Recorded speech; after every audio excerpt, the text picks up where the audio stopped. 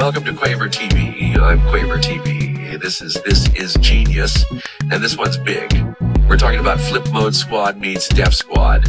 A lyrical royal rumble from a time when New York hip-hop still had that raw, grimy edge. This track brought two squads together that were both monsters in their own right. Flipmode Squad, Def Squad. Both crews were known for energy, punchlines, wild flows, and lyrical damage.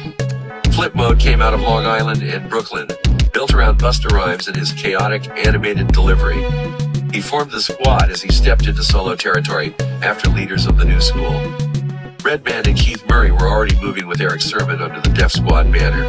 Jersey and Long Island energy mixed with that underground respect. This track dropped in 1996, right when hip-hop was starting to shift.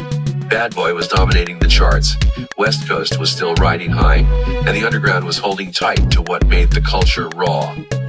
Now me, I don't remember 96 the way some do. I was locked up most of that year on a crime spree.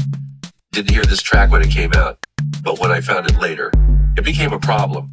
One of those songs that never leaves rotation. Every MC on here went off, and today we're giving every one of them their flowers. Let's break it down in the real order they appeared. 1 bar per person, unless they snapped so hard I couldn't help myself. Let's go. First up, Jamal, also known as Marley G. Dropping degrees to zero with flat lines.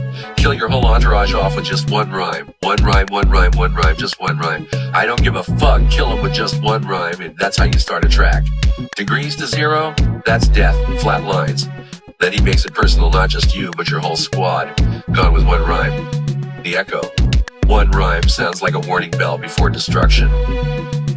Jamal always had that slow flow danger like you were watching a bomb tick down. He didn't need flash, just bars and delivery that made you stop what you were doing. Next up, Redman. I got a cannon about the size of Grand Canyon. I'm primetime giving MCs Knots Landing. Reggie Noble, what else do you expect? A cannon the size of Grand Canyon? That's that loud, heavy artillery flow. Then he flips into a TV punchline, Knots Landing. Yeah, I know, not just rhyming, clowning. He's calling these other rappers soap opera extras, putting them on TV just to embarrass them. Nobody mixes comedy, punchlines, and street like Redman. He'd never let you get comfortable.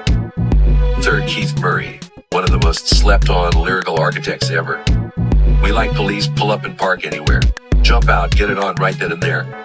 Yo, what's up? The ninjas is poos and they ways and they actions show it. Ninjas is dead and they don't even know it. That's not even a metaphor, he is the police. No warrant, no prep, just pull up, hop out, and confront whatever's in the way. And then that ninjas is poos line, he's calling out fake behavior without hesitation.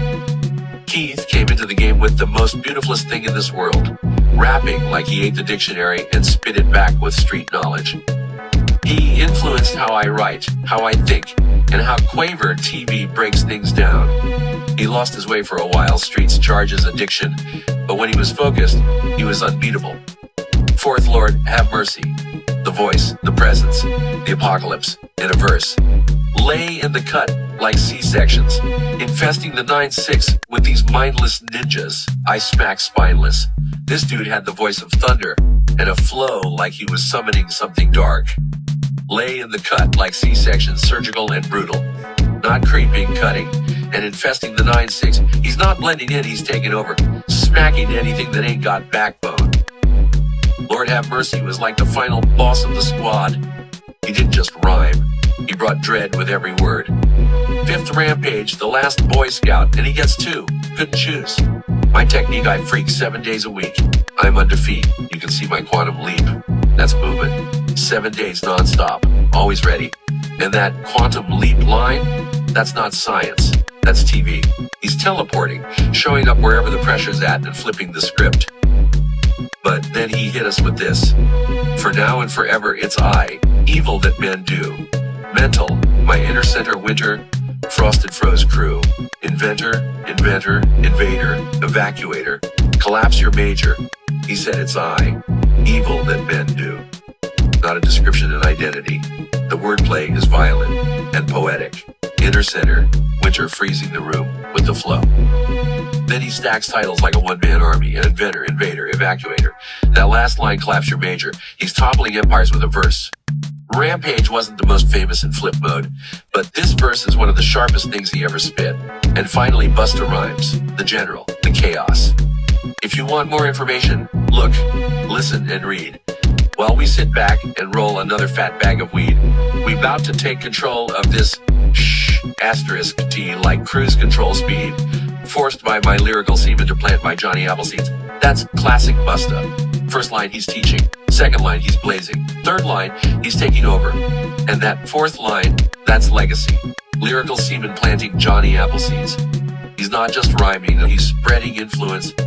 He's seeding the next generation with style, with energy, with impact. Busta was already a veteran when this dropped, and he still made sure he had the last word, the last punch, the last memory. And now you heard it, the full breakdown. 6 rappers, 1 track, no weak links. This was Flipmode meeting Def Squad, but really it was a war chant. Every verse was a weapon, and if you weren't ready, you got laid flat before the beat even stopped. Until the next time, try and enjoy the daylight.